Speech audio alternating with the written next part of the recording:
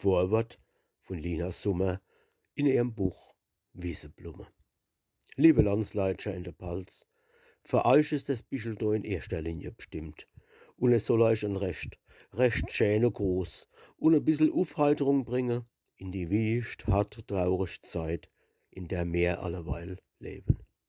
Nach Geduld, es kommen auch wieder andere Zeiten für unser liebes, armes Ländchen.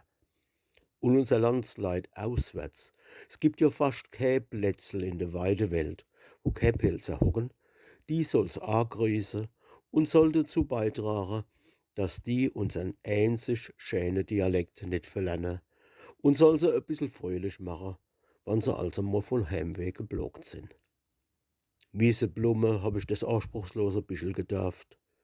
Das erste Gedicht, wo drin steht, gebrummt wird nicht, habe ich ehemals aus der Subskriptionslistkarte, wie der Hermann Kaiser mein erstes Bischel still vergnügt rausgegeben hat. Liebe Zeit, das sind jetzt schon bald 20 Jahre her.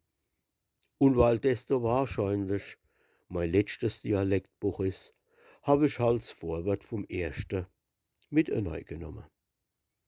Behüt euch Gott all miteinander, euer Lina Summer.